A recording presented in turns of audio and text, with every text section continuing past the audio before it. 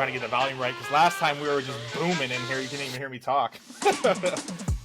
All right, guys. Super excited to be here this week. I know you guys have been anticipating an episode. At least I hope you have been, because I wasn't on last week. We didn't get one out, but we got Micah here this week, which I'm really excited about. Before I introduce Micah, I just want to kind of talk a little bit about the preface to this. You know, as we talk about every week, guys, like the purpose of this whole thing is for you guys to take something away. And Micah's going to share really open and honestly about a lot of stuff. He's one of the most like vulnerable, open guys. He's super humble, and I'm really excited because I know for a fact that you're going to be able to take something away from this today that is going to not only contribute to your life, but that you're going to be able to turn away and hand over to somebody else that is in your friend group, your family, something of that nature, and be able to provide them just some insight and value through just soaking in what is shared today. And like, that's why we're here, you know? So Micah is a really good friend of mine. I've known him for, I think like 4 years now, 4 or 5 years, about, I think 2019. And he's just an incredible human being. He's a hard worker. He's got his full-time job. He also builds his own business on that he's crushing in right now. We actually share that in common, which I'm sure we'll touch on at some point. But more importantly than that, he's an incredible father and role model to not only his son, but to many other people in the world. So with no further ado, I'm going to turn it over to Micah. And just would love for you to just kind of introduce yourself in a fashion that you feel is authentic to you, and tell us a little bit more about yourself. Thanks, James. Yeah. How you guys doing? My name is Micah Ziesler. Was born and raised in Portland, Oregon. Moved into California when I was a younger age, and I got a real big family. The Brady Bunch. You got 6 kids in our family, and so I'm the second to the last of all the boys. So it's really easy to get forgotten. But I've always I've always just been me, been super energetic and just super passionate about virtually anything I get my hands on. And I'm also a father to my biological son, but then also a stepson that I basically took over parenthood when he was 6 months old. So I've got a 14 and a 12-year-old, divorced. And right now I'm crushing life right now with business and creating the most authentic relationships with people like Jamesy here and many other people around me. Absolutely, man. Well, dude, thank you so much. I know this episode, we were just chatting before we started recording, and like the thing I love the most about Micah is like we've just always been able to have like super authentic conversations, no matter what the topic is. I mean, whether we're talking about business, life, like health, and wellness, relationships, transformational leadership, emotional intelligence, like no matter what it is, spirituality, all of it, like we've just always been able to have really, really organic conversations. It's probably because we're both pretty much the most chattiest Cathys of them all, but we also really care, so it's just, I think the biggest part of it. So I mean, you could just expect a really good conversation today. And it's cool because, the thing I love the most about doing these interviews or conversations, whatever you like to call them, is I know a lot of my friends, and I've had some pretty profound experiences with them, regardless of how long I've known them. I have a pretty deep connection with people in my life, and everybody that I've had on in some degree, I've had a very deep connection with. But one thing we haven't talked too much about in our relationship is like your childhood. I know you were one of the younger ones in your lineage of siblings, but we never really talked too much about that. I mean, I think you've talked a little bit about like your siblings. I mean, you have some siblings who are like 15 years older than you or something like that, right? Yeah, my oldest sibling is 50 and I'm 35. Okay. So I've got like an 18 plus year gap in that. Yeah.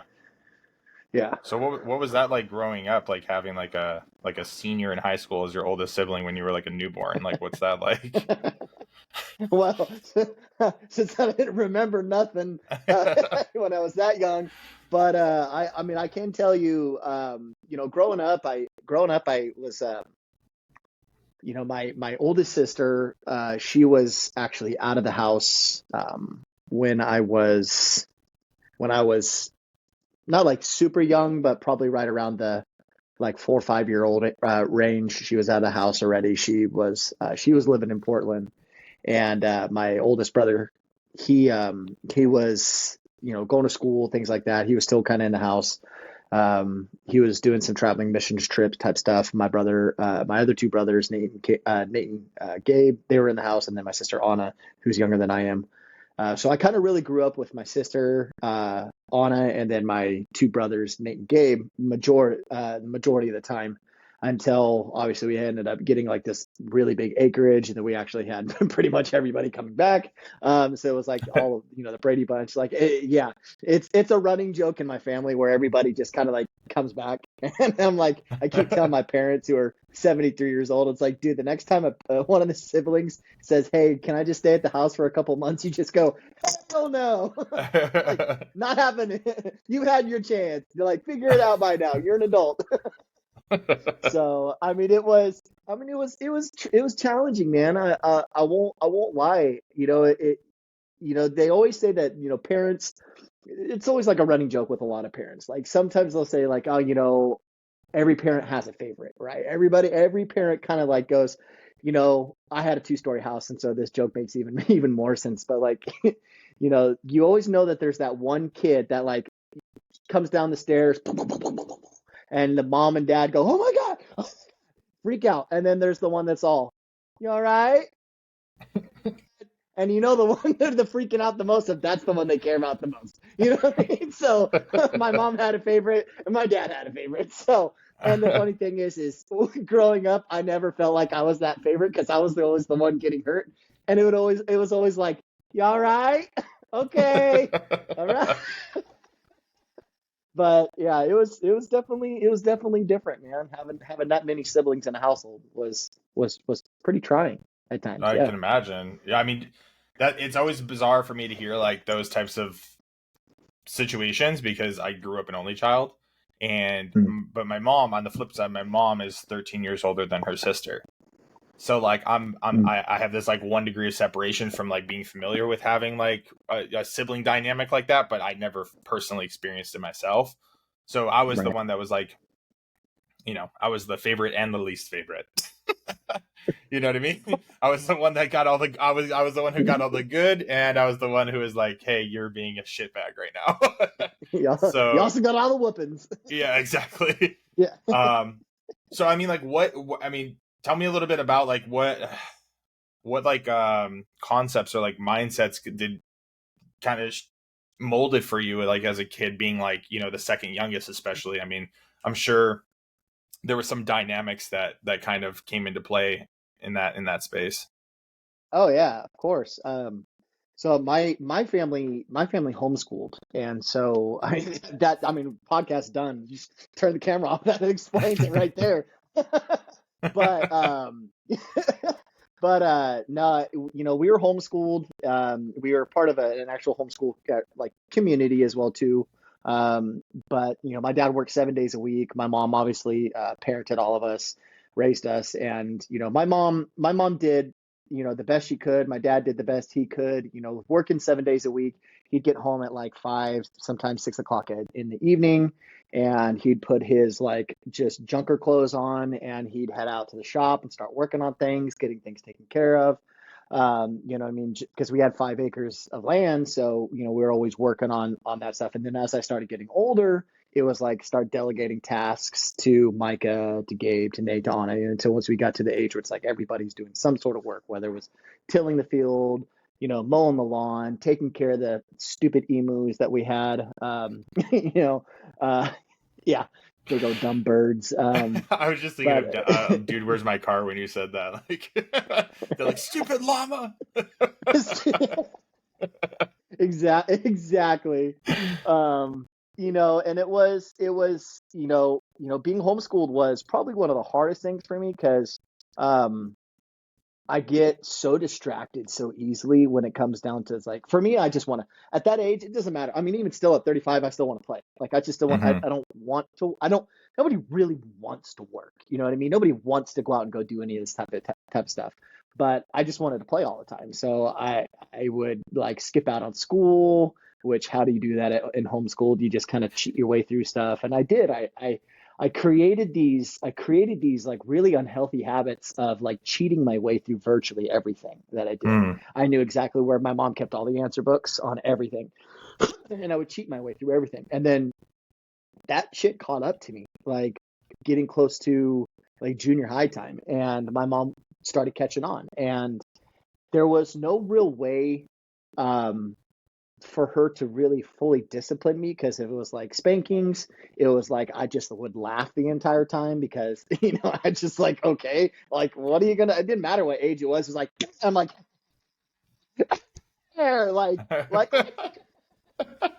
oh, we're gonna get a belt. I got a better one for you. You know what I mean? Like it didn't matter. Like it gets so bad. She called my dad, who lived, about 20, 25 minutes. I mean, work 20, 25 minutes away. He'd drive all the way from work, come whoop my ass, and then he'd drive back.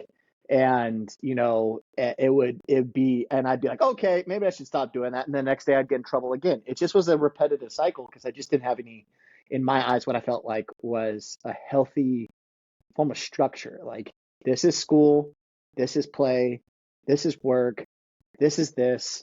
Ta-da. It was like, okay, well, I'm home all day. So Hmm. home should be my safe place where I play. And you know what I mean? Like at that time, my brain couldn't like correlate the two and differentiate, be like, do this at this time and then do this. It's like, dude, we'd be up at 6 o'clock every single morning doing Greek, Latin, Hebrew writing, and Bible study and all this other type of stuff. And I'm just like sitting there picking like boogers out of my eyes, like, dude, I just want to sleep. Like, why? Why? And we did that because my dad left early in the morning for work. Hmm. And so, it just was always something. So grades failed until I got into high school. Um, and my brothers were my brother Nate had his issues, but like my brother Gabe like excelled virtually at like freaking everything. He was like the child. He's great at math. I mean, he was just like the best at virtually everything, the favorite of everybody, right? And Hmm. Anna was the baby girl, so she got her love and stuff like that. And Nate had his specialty, and I was the weird, crazy, all over child. And it was just like, well, how do we teach that? And my parents always told me that like we knew you had some form of ADHD, but we never got you diagnosed.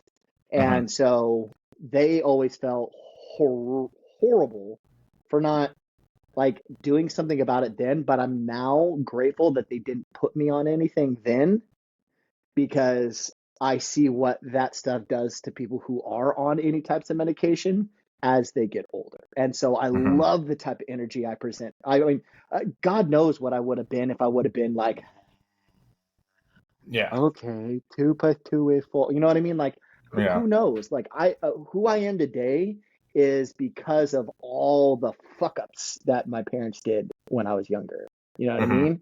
And and Well, you got to like and kind I'm of run your natural course and like run through like the what's working, what's working for Micah, what's not working for Micah, hmm and you got to like course correct on your own without some sort of, yeah, you know, yeah.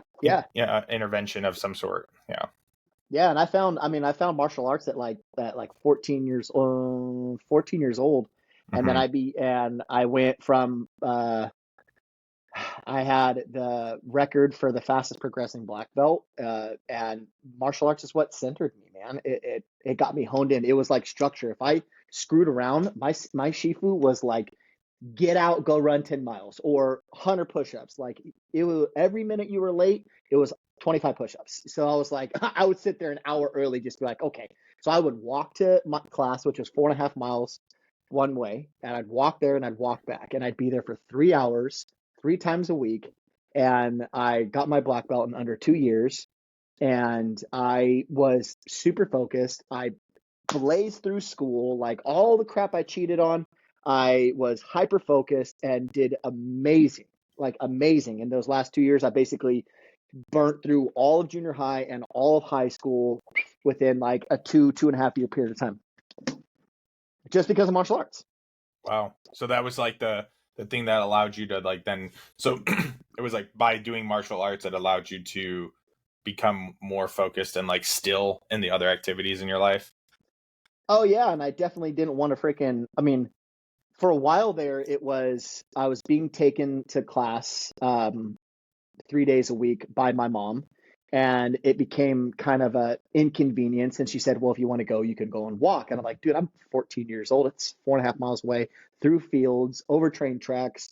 You know what I mean? Like, whatever, I'm old enough, fine, I'll do it. And then it became, you need to start paying for your own thing. So I was like, well, shit, I got to start figuring out ways to make money. So I started babysitting to be able to pay for martial Hmm. arts. And, then it became up to me. You know what I mean? Before, my mom was paying for it. And then it became up to me. Like, so I was just super determined to, um, you know, to set records and to just have, this unlimited amount of confidence. Because dude, I was always just to myself all the time. Even though I'm hyperactive and crazy, I was always to myself. I had no Hmm. friends around. You know what I mean? It's not like being in a normal school setting where you have places to go. The only friends I had were like at church, and Hmm. even then, they were always like, "Wow, you're a homeschooler." Like, screw you. Like, and I was like, Were you homeschooled like K through 12, like the whole? yeah, pretty Okay. much. Like, we had a couple of times we tried to like do some like actual schooling, and it just, dude, like, the I remember the first week, and we had a test first week of doing actual like school like that, and I I got my paper out, and I was like this, and I had my ready to go, and I just went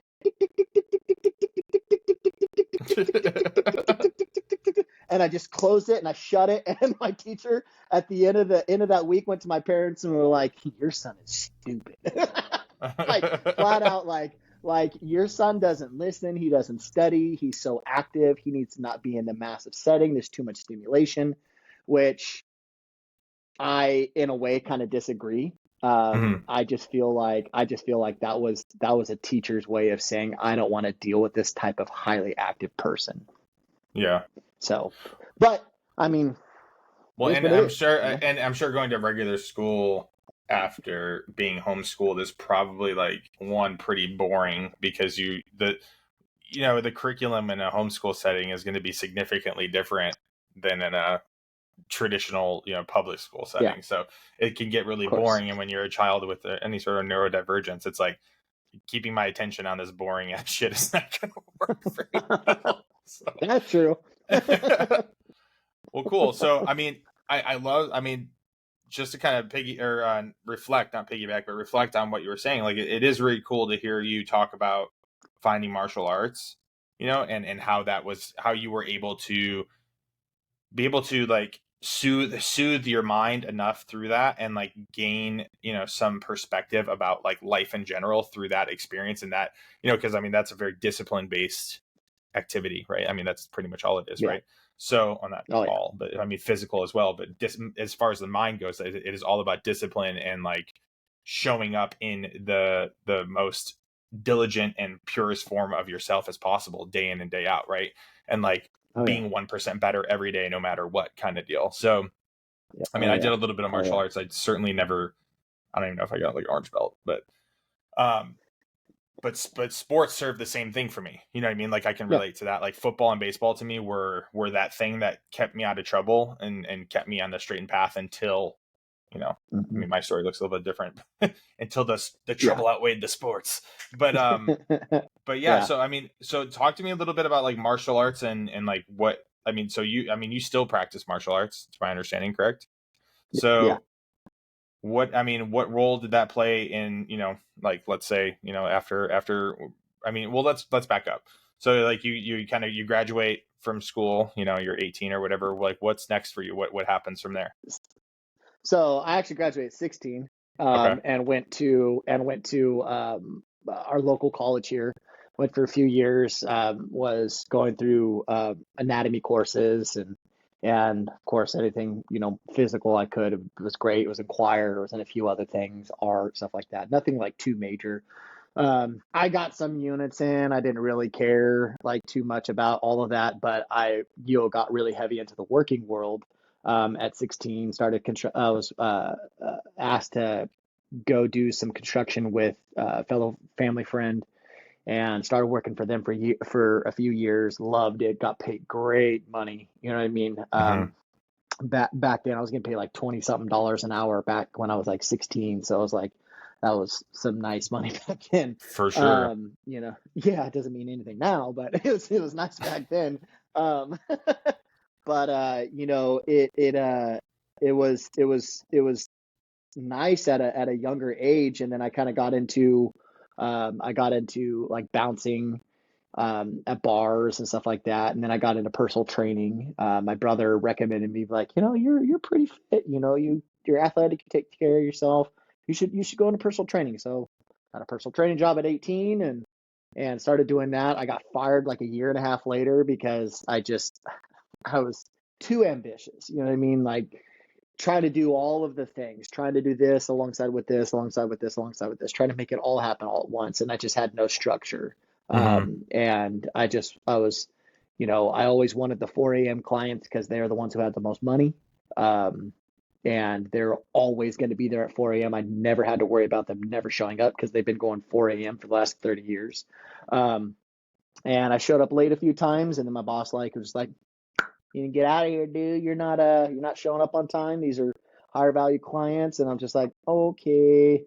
So that's when I went into the like I'm gonna work like 10 jobs world. You know what I mean? Like Yeah. I opened up doing my own personal training on the side, and then worked a construction company, and then I also had a tool company I was working with, and I was serving and busing and restaurants on the weekends, and it just was like, dude, I probably maybe slept like 4 hours a day, maybe at tops. Like I think that was a good day.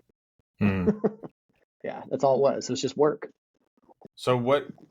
So talk to me about some of the challenges you went through at that time. I mean, I'm sure that was rough for you because I know you've been through quite a bit of stuff, and I know a lot of that was probably like being a dad and your marriage and things like that, which we'll touch on in a Yeah. moment. But Oh I yeah. mean, what Yeah. what kind of challenges started building for you at that point in your life that you either addressed or did not until later?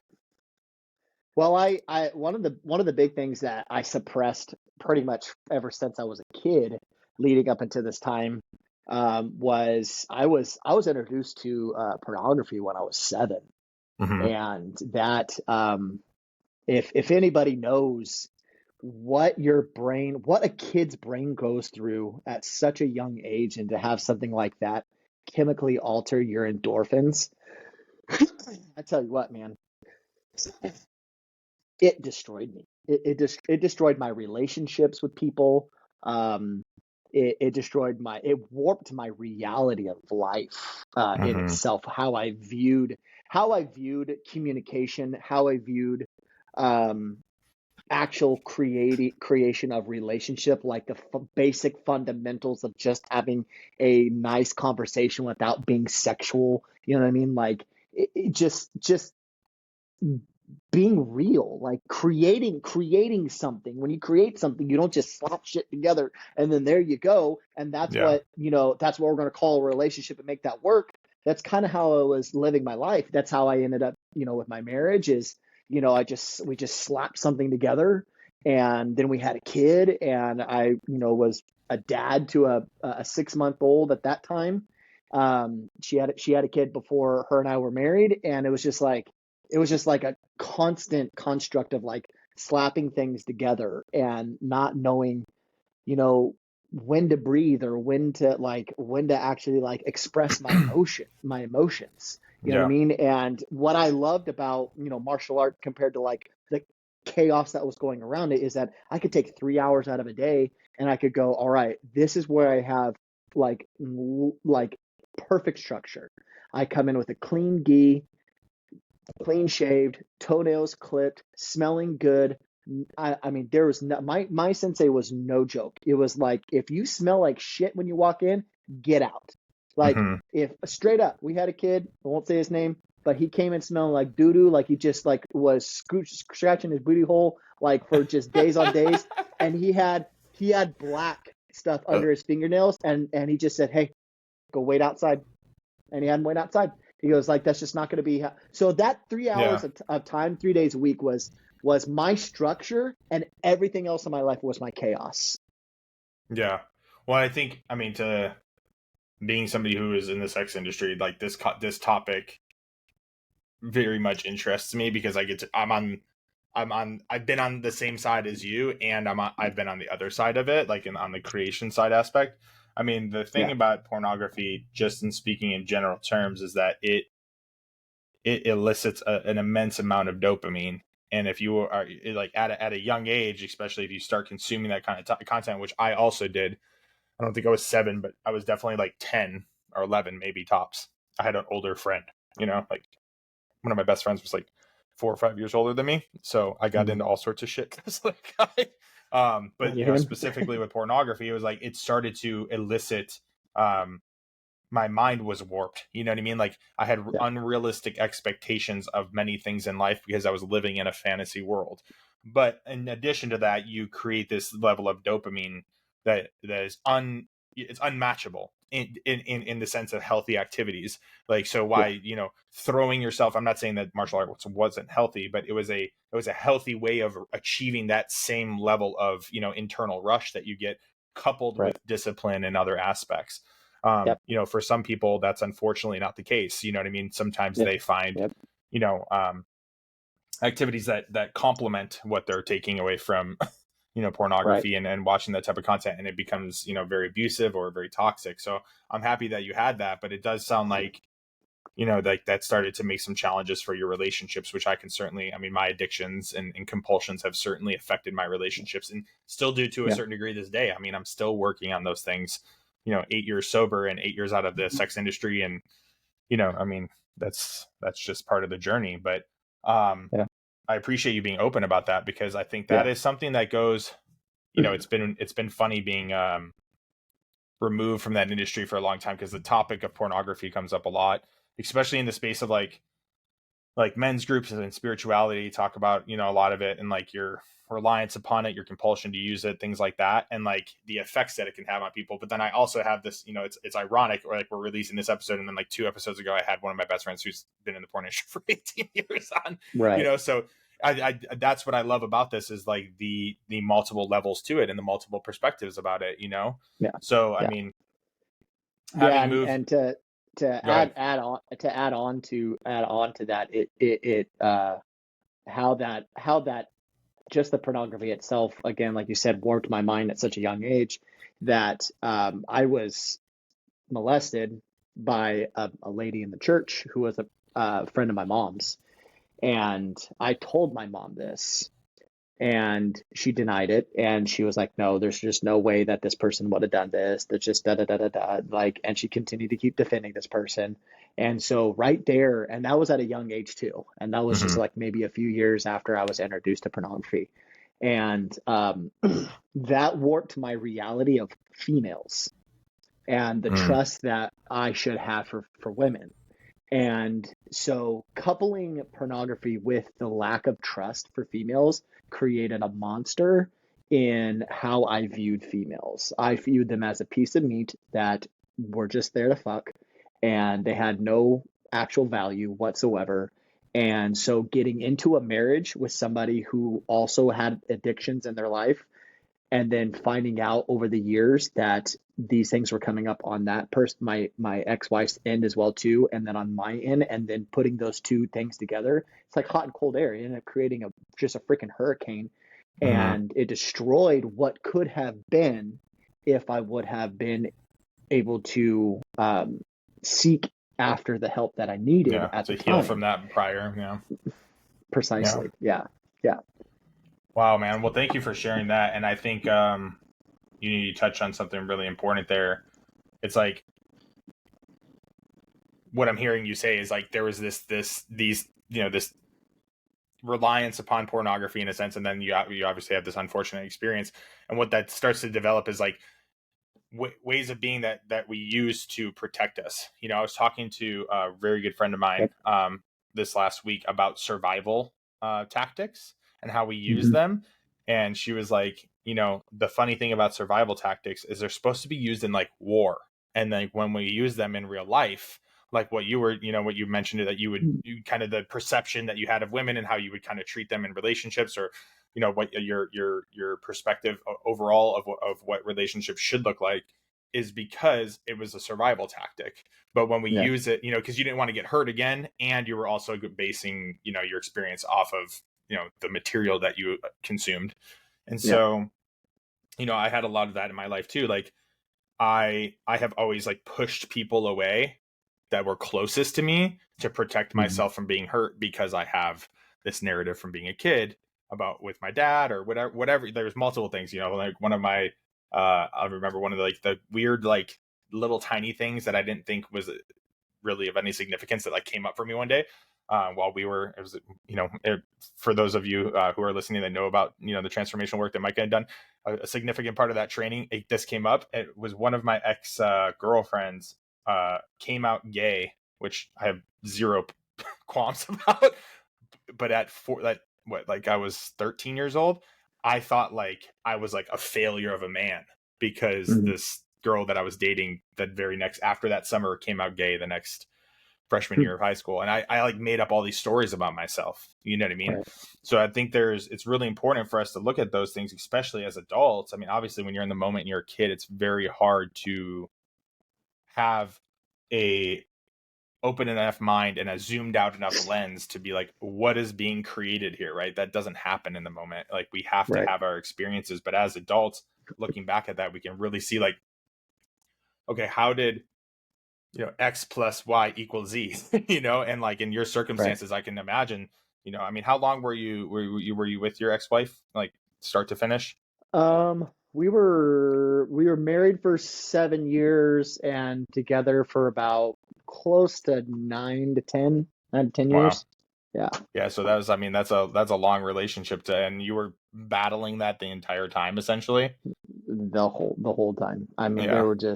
there were so many difficulties that I'd get caught, or I'd be in the middle of. I mean, shit, dude. There were times I'd sit there and I'd be like, yeah, fuck you, and I'd like go out to my car and take off and call an old girlfriend and start chit chatting with her and start getting all this stuff, and then get found out and then get yelled at. It's like, well, if I'm gonna get in trouble, or if I'm not gonna be able to get anything from this woman, I might as well get it from somewhere else. Yeah. And again, it was just this false. It was a warped reality of my life. It was just, instead of being in a place where I could have gone, you know what, like, yeah, you know what, fuck you, but I'll be back in just a minute. I got to clear my head and go and come back and have a conversation. Like, there was no structure behind it. And just like you said, as a kid, your reality, when you're looking at it, your reality is like the end of this bottle. There's so little that you have experienced, so you don't Mhm. have very many tools to deal with things. But as you're an adult, your reality is more like this. You have a lot more to back off and take a look and actually quantify and structurally break things down. Dude, I was still a kid. Yeah. I was still a kid. And they say that people who go through abuse or Yeah. pornography Trauma. introduction in their life, their trauma, they age in their brain and in their soul like at a third of the rate. Yeah. So at 21 years old, I'm 9, 10 years old. Like, Hmm. I'm still a kid in my head. And so it's like I've got to work 14 to dude, I was working anywhere from 14 on low end days up to 22 hours a day to provide for my family. And at the end of the day, it's just like, dude, what's the point? I don't get to see anybody, I don't get to do anything. And so anger came naturally because I was always tired. I was always frustrated at just not being able to have the things that I wanted to have. I didn't get to be around the people I thought I wanted to be around in that time. Hmm. So it was just constant and just stuff, boom, boom. And karate had to go, right? Karate had to go. We couldn't pay for it. Hmm. I couldn't get those 3 hours 3 times a week for myself anymore. There was no such thing as downtime for Micah. It was work, work, work, work, work, clean when you come home. If you don't get clean, you get yelled at. Go back to work, work, work, work, work, clean again. You know what I mean? It just was always a very Yeah. unhealthy cycle. Well, and I think too, like you're also talking about like Micah has this inner child that needs to play, and there was zero play in your life, so it's like not Yep. only you coping with things in a negative way, or I shouldn't even say negative, but in a way that doesn't work, right? Yep. And you're also not allowing yourself to have the gifts that are necessary for you in your day-to-day life just to self-cleanse and self-soothe. So Yep. um yeah, man. I mean, I appreciate you sharing that. And I mean, just to kind of like pause, not pause, but to kind of timeline things for listeners, it's like this is like I like to like kind of give exercises, and I want to provide like an opportunity for you to look at like in your life, like where is something that like you have been doing for a long period of time that never provides you the result that you genuinely truly in your heart want. Like how long have you been doing that, and like what is I've the big topic this week for me has been like spiritual opposites. And if you don't Mm. like the word spiritual, you could change it with emotional opposites or whatever the fuck you want to change it with. But for me it's like when I am in self, like for an example, when I'm in self and my wife Ashley asks me to do something, it can be so simple. She could just literally just need help, like, can you let the dogs out? And if I am like in self and I am not practicing a spiritual opposite or emotional opposite, whatever you like to call it, I can get so like aggressively upset that you would even be fucking so bold to ask me to do something right now. Like Mm-hmm. something that really really ridiculous, and I can get upset about that type of shit.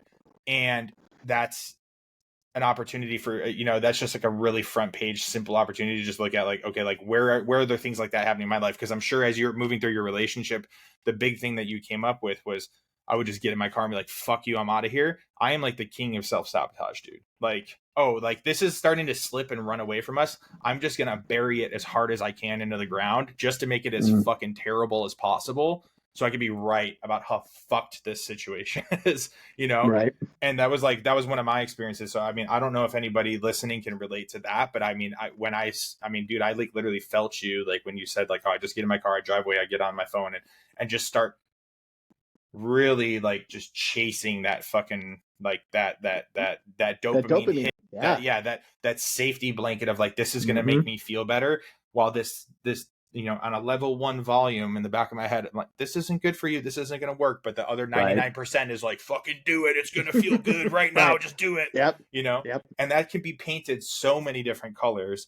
I mean, Yep. you could have zero relationship to what Micah's saying right now as a listener, and there's something in your life, I can fucking promise you, that you do as a response when things happen. I mean, whether it's go compulsively eat food, or it's just check out, or fucking just, Mm-hmm. whatever it is, like we all have our things, and it's finding that spiritual opposite. And you said it right there. You said, I could have just been like, I think you said, fuck you, but you could just be like, hey, listen, like, I still this said isn't it. working for me right now. I'm going to take a break. I'll be back in 15 minutes, But, case in point, like, there are things that we can do to address those situations, regardless of how much pain we are presently in.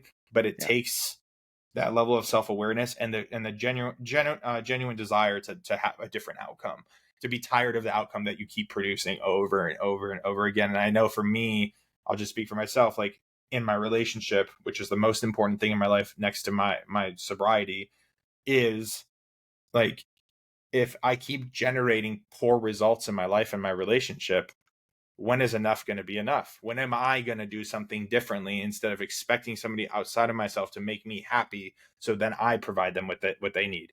Maybe they need me more than I need them right now, and it's like, I have to be disciplined enough and want it bad enough to do the right thing. And sometimes we just have such a block, and especially at a young age, being a dad, being married, it's like, where there was no time for Micah in those days, working 16, 17, 18, 19 hours a day, to give yourself enough room to breathe, so you could see, like, how can I approach this differently? Yeah. Like, there's just no room Absolutely. for that. So, I Yeah. mean, that's why it's important for us to, to give ourselves that space for spiritual growth, emotional healing, trauma healing, things like that. So, And um, that's when that downward spiral starts happening, right? That's mhm, where that's where you already know your limitations, and so it's like you create. And I've told people this with the job that I was at, with where I'm at, is that you spend more time with people at work than you do at home, and it's like I have more of an impactful and connective relationship. And people always ask me, they're like, Micah, I wonder what you're actually like when you're at home, because I talk all the time while I'm at work, and they're like, I wonder what you're like at home. I was like, come sit and be a fly in my house.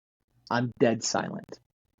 And that is the killer right there, you guys. That is the killer right there. It is when you go home and you're silent, got mhm, nothing to say. But deep down, like you said, that 1%, that one tiny little voice, the volume one, deep down, I'm like, I want to say something. I want to express. I want to let it out. Not mean, not angrily, but just I want to say something. But mhm, the other 99% is all, shh, shh, shh, shh. You don't matter. You don't mhm, matter. Just you're here for the paycheck. You're here to provide bills. That's all it is. Your comfort and security, and that's it. Move along. You're a man. Just go be that. That's all you're here for. And it's like, yeah, damn, like that sucks. That's how it yeah. felt. I mean, it did every day. Oh, I bet, man. I bet. And I think, a lot of people out there can relate about, like, there's a thing that we let people see, and then there's like the what's really going on, kind of shit. And I think for a long time, um, I was that way. I mean, I was so image oriented, like what do people think? What are people going to say? So I wanted to keep this very like pretty picture. I mean, it wasn't really pretty, but at least I had something I could feel confident about, whether it was a train wreck while I was in my addiction. At least I had something to be proud of, you know? Right.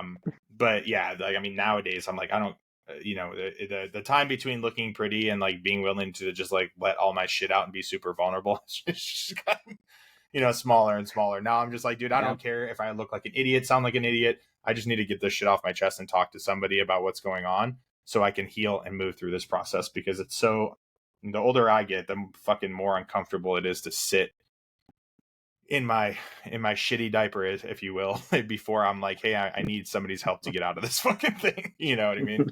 Regardless of what it is, regardless of what that looks like. So, Right.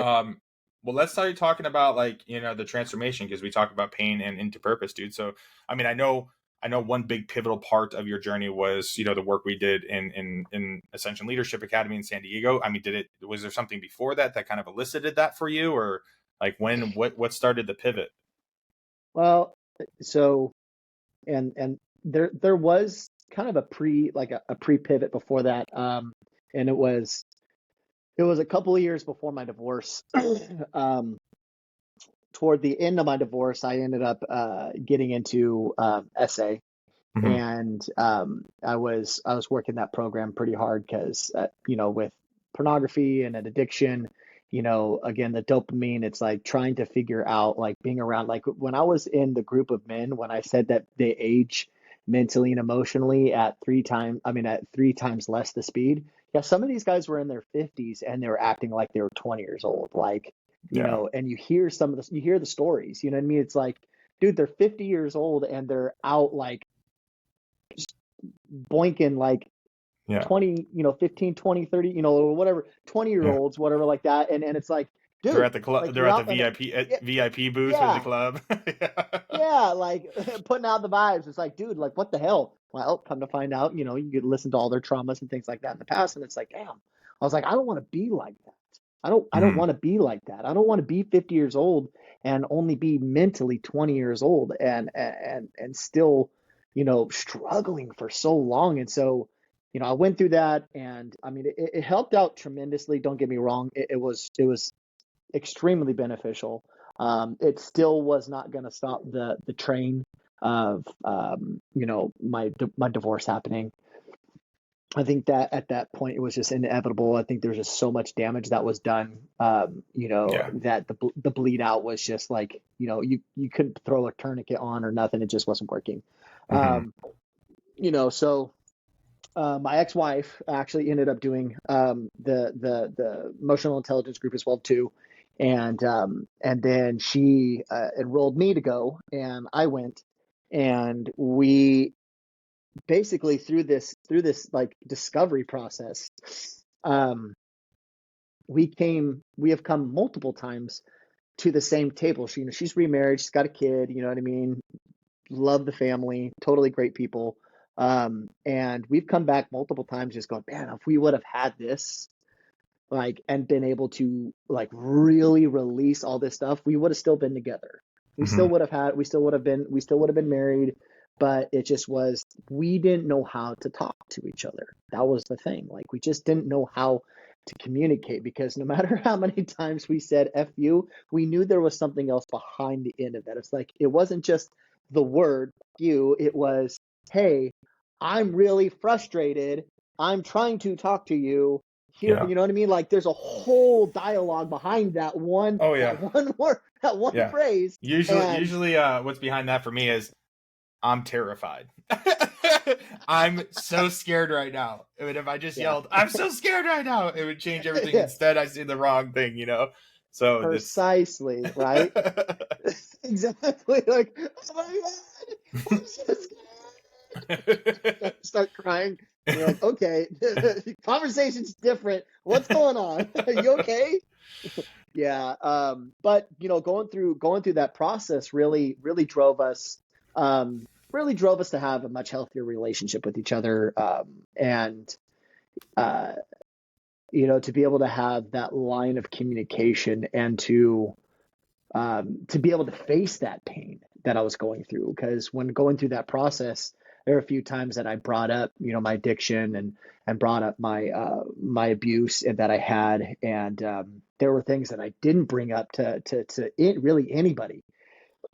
And when I let those things go, it was great at the moment, but I had a leader who reached out to me after our process, 6 months after our process, and he walked me through an entire 3-month process of just release, release, release. He goes, "You want to build a business? It doesn't matter if you want to build a business. If you're not emotionally ready to go and to build a business, it doesn't matter the team that you'll have or the people that you have in your life, you'll get nowhere. Or if you'll get there, it's not what you actually want to achieve because you'll have nobody to stand with you. Yeah. You'll be by yourself. You'll be that 50-year-old man in the club who's got the Benjamins like crazy and he's driving the Ferrari and he's got the helicopter, but he's alone. You'll be that person." And I was just like, man. So this dude he just came out with a book just recently called Let Love In. Such an amazing book. But he really broke down the barriers, because then when he told me his trauma, dude, it was just like I molded into this person, and I was like, we're the same person.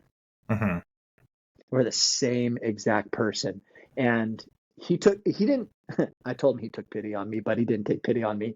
He's not cheap. You know what I mean? He's not a cheap life coach. He knows his worth. 100%. When he told me how much he was, I was like, "Ooh, no, I can't." And he goes, he believes so much in his work and that he knew what I wanted to achieve and accomplish in my life that he was like, "I'll work with you, whatever you can do." And I was like, "Dude, I could do like $200 a month." And dude, that's 1% of what he charges. So he gave me the same exact value he gives all of his clients he has now. He gives the same high quality, so personal, and it was never about the money for him. It was all about seeing me succeed and get past that belief system of females and how I viewed their role in my life as a negative concept in my life and something to just go after instead of to welcome in my life. And man, that dude, I tell you what, right now, James, dude, that dude saved my life. Like, I'll tell you right now, he really saved my life. I don't think he knows it yet. I haven't told him like that because I never really sat there and really thought deep. But I was on the brink of like, this just doesn't matter. I'm a Disneyland dad. I'm divorced. I've got 2 kids. I see them, on the weekends for, one full day on Saturday, at quarter day on Friday, and maybe a half day on Sunday. I was like, this life sucks. It's like this blows.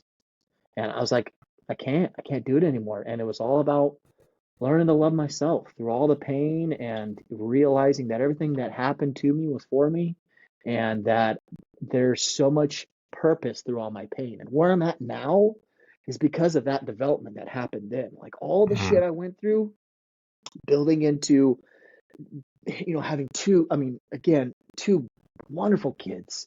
And don't get me wrong, they're shitheads, but I love my kids. I love the relationship I even have with my ex. The relationships I've created along the way. The people who have fallen off were the ones that saw me in my past and just goes, "Man, you're never going to change. You're not going to be anything different." But the ones who have stayed are the ones that go, "Dude, you're ugly, but I love you." Like, I care about that. And it's like, you know what? That's my family now. That's my family. And that's catapulted me into, who do I get to go talk to? Who are the people that are also struggling or have struggled in the past of the same things I have? And some of them, dude, they wear it on their face, but they don't know they're doing that. They don't know that they don't know that other people can see that struggle unless somebody else has dealt with that struggle themselves. Yeah. And so now it's just like, dude, like, you all right? Like, you want a hug? Like, I know it sounds weird coming from a random dude, but like, and dude, I can't tell you how many times I've just been like, "Hey man, you want a hug?" Actually, yeah. And it's like, okay, But before, I would have been like, nah, fuck Yeah. that guy. I don't give, And for I don't give a anybody who shit who you crosses are. Micah's path, he gives excellent hugs, so I highly recommend. 10 out of I'm the 10 best. recommend hugs from Micah. I'm the best. I've been on the receiving end. Yeah, man. I mean, you just touched on something that's like super powerful, and I love, that.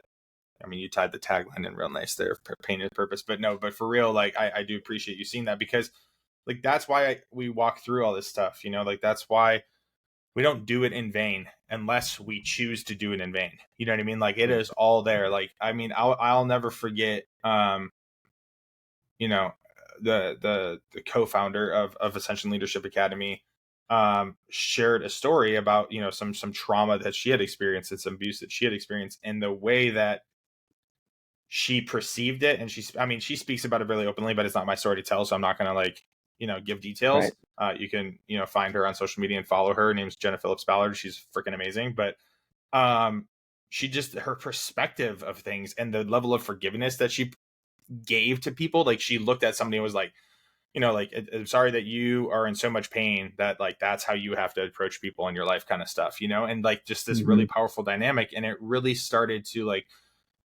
shape my mindset, because after I went through that experience, I came out of it like a whole different person, and I was a whole different person that had to start building. It wasn't like, oh, my whole life has changed now. Very similar to you. Right. It was like I got out and I was like, oh shit, like red lights flashing, sirens going off, like now the real work fucking begins. Like now Yep. that I'm outside of this team and outside of this group of people that are keeping me accountable every day, I have to like powerfully choose to wake up each morning and step into this for something more than the 100-day program I'm in, and like now I Right. have to do it for James and for my future. And Right. so yeah, like hearing those types of stories, hearing your story, it reminds me that like the people in my past didn't do anything at me. They were just dealing with their own shit, and they were doing Yep. whatever the fuck they needed to do for themselves. And I just happened to get caught in the crossfire. No Yep. matter how heinous or terrible it seemed, that's the reality. I mean, unless you're talking about somebody who is just, a psychopath or something. I mean, the rare occasion, but like, Right. generally speaking, it's like, it's they were just kind of in their own space, and I just happened to be caught in the crossfire, whether it's a relationship or a parent, Yep. um, Yep. all that stuff. And so, I think the thing I have to remember is, regardless of who they were and what they did, they were just doing the best that they could with what they had at the time, no matter how terrible that might seem from the victim standpoint or the experiencer standpoint. And so Yep. now it's up to me to do the work to let go of that and grow stronger because of it. And because of that, now, I mean, I also know the gentleman that you're referencing that stood in the fire with you, and he's I know he played a role for Ashley in her life too, a big one. Yep. Yep. And I look at people in that space, and it's like that is what makes me passionate about doing shit like this. Like that, this is why I have a podcast, is because I Yep. know that what I walked through was worth sharing. And I know because I've walked through it, I have a level of authority to sit down and be like, hey, tell me about your story. And people will be willing to, because they know I've walked through my own shit.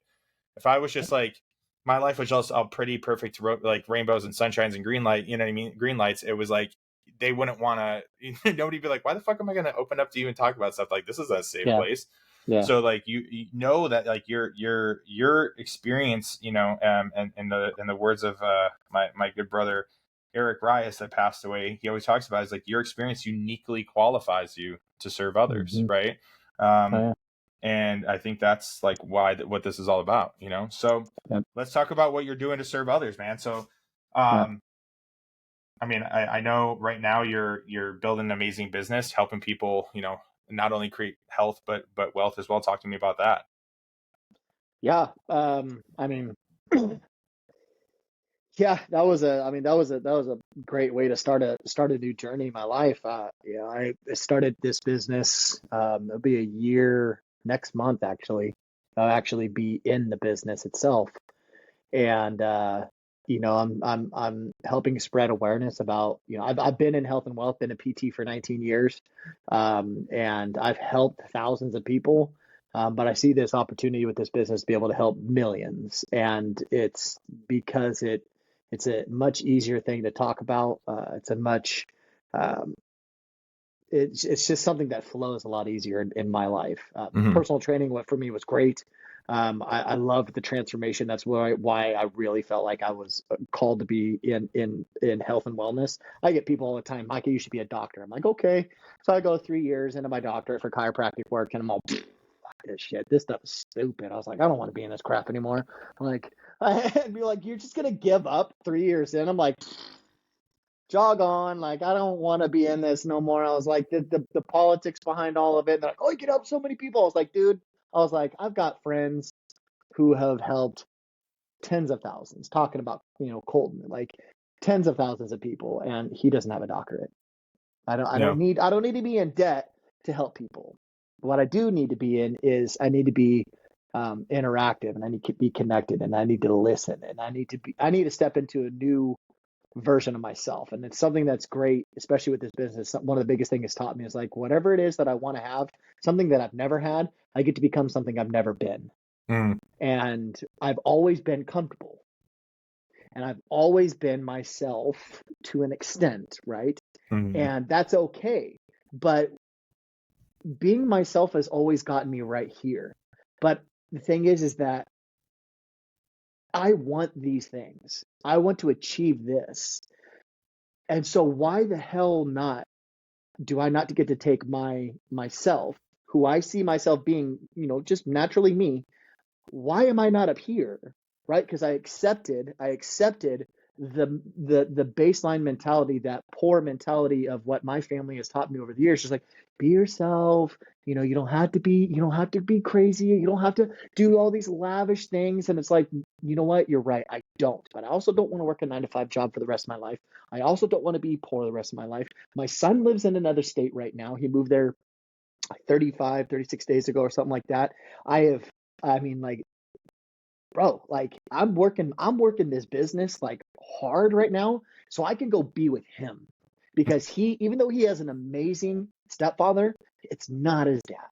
Yeah. And I get to be the man that when I get there, dude, that's gonna make me super emotional right now. When I get there, it's like, hey bud, I'm ready. Let's go. Because I have felt in the last 12 years of his life that I have failed as a father. I have failed because I was taught work, work, work, and work. That's the way you show love. That's how Mhm. you show love.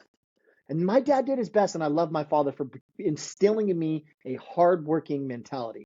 But what he didn't instill in me is that you can do more outside of this structure right here. And it's because he was working with what he had, because Yep. his dad taught him, taught him, taught him, taught him, so Yeah. on and so forth. I'm Everybody in my family go, you're the only one in the family who likes to break out of the mold. And I credit that to my damage. I Yeah. credit that to the things that happened for me Yeah. that others would use to cripple themselves. And instead, I'm using it to catapult, because the most influential thing out there in the world that gets anybody rocking and rolling is pain. Yeah. Pain is the number one thing. Like, what the pain that I have of not being with my kid, like I did a FaceTime with them last night, and we're joking, laughing, having all a really good time. And we're doing little faces on FaceTime and stuff like that, just cracking up over stupid stuff. But I can't touch him. I can't hug him. Yeah. Like, I can't be there with him. And it's like, you know, that pain I feel on my side, that guilt that I wasn't ready to go when they were ready to go, makes me work harder in my business, pushes me harder, not to be pushy, but to really reach out to people. And just the last couple of days, man, I have gotten to the level of most uncomfortable I've ever gotten in my entire life. I reached out to people who are multi-millionaires just to get shot down. Bam! Back off, boy. You got nothing on this level. That's fine. That's okay, because I'm gonna land somewhere with somebody who knows, who's gonna be like, that I love your fire. Let's go. Yeah. I'm ready to go. I'm ready to do it. And it's like, at the end of the day, I'm just gonna give it everything I got, and I'm the only one to blame if I don't get there. Hmm. I don't get to blame a company. I don't get to blame a business. I don't get to blame, them for moving. I don't get to blame God. Nobody. It's myself. You know what I mean? And I don't get to use my past. I don't get to use my past experiences. I don't get to use any of the trauma I've gone through. I don't get to use any of that shit as an excuse. None of it. At the end of the day, it's like, dude, did you work your business today? Did you make an impact? Did you do what you said you were going to do today? Yes or no? No. That's on you. That's Yeah. on you. And that motivation, like you just said, like that level of discipline to take action in that space doesn't come without the pressure, right? Without the pain, without the like the driving force of which it is that you have of being the father that your son deserves to have and being the man that you see yourself being in your life. And I think the Yep. coolest thing out of what you were just saying was, you talked about how like your dad, he taught you work, right? Like that's what he taught you. And how cool is it that you also get to use that as well? Like it's not like you're going to work till you're broken and like can't Yeah. walk to the Yeah. job site anymore, but like in Yeah. order to get where you want to be, you get to have that work ethic, and that is going to set you free because you're going to build a life for yourself just in a Yep. different way, that's going to create Yep. residual income and have people that are working with you and for you to create your empire. You know what I mean? Like that's the coolest part Absolutely. about that. Yeah. So, Yep. and you're Yep. also And I'm, teaching your kid like bust your ass for what you believe and not just for what you're told you're supposed to do. yeah. Oh yeah, Yeah. absolutely. I mean, he had, that's one thing my son has always seen me, we'd be on calls and stuff like that. And, he'd be hanging out and be a weekend, I'd be doing on a call and I'd look at him and be like, all right, I'm almost done. He goes, Dad, I know what you're doing. It's okay. It's okay. Like I couldn't imagine what that feels like. Like I would give, dude, I'd give my left nut to have my dad just one full day. But I'm so grateful for how hard he worked Mm-hmm. because he wasn't just teaching me, he was teaching 6 children 6 different ways to create 6 different lives. And what stuck with me was the entrepreneurial mindset, was the take that hard ass worker I instilled in you and ingrained in you and go use that for the freedom you want.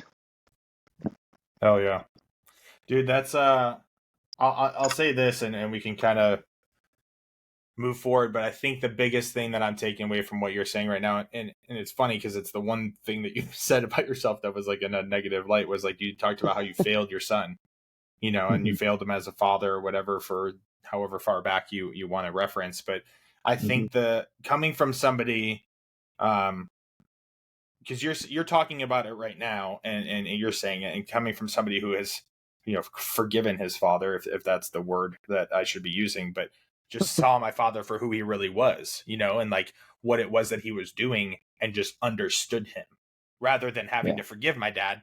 Like I don't have to forgive him. I just like I've just accepted that that's who my father was, and that was his journey, and that's perfect because like Mm, now I am where I am, and he is where he is, and we have what we have. And right now in this that's moment, right. you're doing it. You're looking at your dad and you're saying Yeah. the things that I love about him and the things that he did and this and that, and he didn't necessarily pave a path that you would see as to be success for yourself, but for him and his role that he played in his children's life, it was fucking perfect. And so I think for this right now, you Yeah. get to take your son hat off, or your dad hat off, and you get to put your son hat on and look at it from the perspective of your son and just be like, Mm, what is Mark thinking right now about what I'm doing? You know what I'm saying? yeah. Yeah. Because you just said it. He's looking at you like, Dad, I know what you're doing. He's seeing you like you see your dad now as an adult, but he's doing it as a fucking kid, which is crazy. So like the perspective that he has is paramount, and like his energy and his perception of who you are and how you're showing up is evidence that you're not failing and you haven't failed him. Like he's just Mm, looking at you like, dude, this is like my fucking dad's journey, and like look how amazing it is that this is where he is right now. Like he's able to see yeah. that as a kid, which is fucking dope because you get to share with him, moving forward into his teenage and adult years. Like, he doesn't have to start off, you know, maybe he won't start off at 28, 29, 30 or whatever. Like he'll get it from the get-go because of who he gets to Yeah. see you being right now at 14. Right. Or how old is he? 12, 13, 14? I forget. 12. 12. My youngest, So, yeah, 12. oh yeah, he's 12. Yeah, the older one's 14. Yeah. So yeah, man. I mean, I think that's what this is all about. Is you know, obviously we talk a lot about legacy, right? And I think like Hmm. that's what I think you're creating in this moment, and who you're being and how you show up on a daily basis. And we always get to remember that like our legacy is not just who we're being right now. It's where we've come from, what we've overcome, where we're going, what we're doing, and then what we leave behind ultimately. Yeah. So, dude, I loved having this conversation. I actually, it's funny, my barber yesterday told me about a quote that I think is perfect for what we're discussing right now. Now I'll actually pull it up so I don't butcher it. But it just reminded me, because you're talking about the quality of life and like what it is that you are actively choosing to do, and who you're choosing to be. But he talked about it during my haircut too. But he said the real measure of wealth is how much you'd be worth if you lost all your money. And just the quality of this Mm. conversation just kind of reminding me of that quote, because it's like I know like financial abundance is a big part of like what you want, but I haven't even heard you talk about money like at all, which for most people, when you're talking about business, I mean, like, correct me if I'm wrong, listeners in the comments, but like usually when you're people talking about business, like the first thing they're talking about is like wealth. And I know for you, like, money is important, obviously, like Yeah. we live in a time where it's important to have financial abundance, but it's like that's not even like a concern, because like that's happening. It's about Hmm. what this business is going to afford you in your life with your family, Right. the freedom it's going to Y- allow you. Yeah. And by Well, I mean, focusing on that, everything is possible essentially. yeah, yeah. That was talking to a buddy of mine last night who I haven't seen in 5 years, and he came out of the blue, and he's dealing with a lot of the same type of things that I'm dealing with, and he's always had mad respect for me, and he and I were talking, and I was just like, you know what, dude? I was like, it's been a long time since we've actually like been like like sat down, had that healthy conversation. And he was talking about, he's like, I gotta, if I'm gonna do this business with you, I gotta be able to make money. And he goes, but I do really care about people. He goes, I always have. And I was like, I'm gonna tell you something that Snoop Dogg said. He goes, it's Pass the honestly, blunt. I'm just kidding. it's the uh, it's the only thing I will use that Snoop Dogg says that actually resonates so deep with me, and it's going with what you just said. He goes, I never created music to go chase money. I always created music because I loved it, and I knew money would always come to me. Hmm. And that's all he does. He just creates music, and money flows to him Yeah. naturally on its own. Don't get me wrong, he's got a lot of great promoters, but I'm talking about when he started out. That was Yeah. some of the first things he ever said. He's like, I ain't doing this for the money. I do this because I love it. I do it because I enjoy music. I do it because I want people to hear this. I don't Hmm. care what his music is. It doesn't matter if he's F this. I don't give a shit what it is. Yeah. That stuck with him, and that stuck with me. And it's just like, yeah. And that's what my friend Jake, who worked with me, he was just like, dude, it doesn't matter. Like, if you're going to be searching and seeking for the money, you're always going to be seeking for more money. But if you always seek to help other people out and you strive for other people's greatness, the money will naturally flow towards you. Hmm. And Yeah. it's like, dude, but you've got to get it here and you've got to get it here. You've got to let them, like, they got to sync together. And if they're, money over here and then, oh, I want to help people out, but you're so focused on this, it's not going to work. Yeah. You're going to be fighting yourself for such a long time. And I'm like, damn. I mean, that's another reason why I love personal training, because I made shit for money. I made shit, but I had a ton of clients, but I made nothing. I made enough to pay my bills. That was it. And I was content. I enjoyed it because I liked watching a 19-year-old kid, 486-pound client, in a year and a half go all the way down to 265 pounds. Wow. He lost half of himself. Exactly. Just by meeting me and me going, dude, if you remove this, this, this, and this, and you work this like this, and he stayed with it. And dude, a year and a half later, boom, like holy crap, a totally different person, human being. Now he walks around he's right around 260, and he's a tank. He's solid. He lifts, he looks good. But this was back when I was 18, 19, 20 years old. Yeah. Like, I didn't care about, because dude, as a personal trainer, you make a percentage. Like, you could be a master trainer and make like 65 to 70% of like your overall like price per hour. But dude, I've got people that that used to work at Equinox now work at the gym where I'm at right now, and they charge what they charged over at Equinox here, and I'm Hmm. just like, you only probably have like maybe 3 or 4 clients, and he's like, yeah, that's it. They're the ones who can afford it, but you charge, I mean, with normal people, no way. 500, 600, 800, $1,000 a month for personal training. No, like imagine only getting half that, working your ass off and only getting Yeah. $400 Yeah. out of a month out of $1,000 commission. No, Yeah. no thanks. No, Well, no. and you're in a place now where it's like you get to help people, you get to create financial freedom for them, you get to create financial freedom for yourself. You're making the world go round at the same time, so. Oh yeah. And if you Oh guys yeah. want to learn more about what we're talking about, please check out Micah's Instagram. We're actually on the same team together, and we've been doing this for about the same amount of time. So I'm just really grateful for having guys like you. And then you're actually next week we're going to have another guy from our team on here, so I'm excited to do that Yeah, as me well. too. It's going to be a good I'm one. excited to see that. But yeah, we're going to kind of wrap things up, guys. I just wanted to Cool. just thank you, Micah. Yeah. I like to kind of end with just like, if there's the moment of wisdom or insight, if there's anything that you can like offer like listeners today, just something that you kind of live by, a motto, whatever it is. I mean, it doesn't need to be like the perfect quote or anything. Just if there's anything you want to give the listeners before we wrap things up here. Yep. The pain of your past never needs to determine your present, nor does it need to determine your future. Oh yeah, I love that. You're not bound by it. You're not bound by it at all. Oh yeah. And where can the listeners find you at?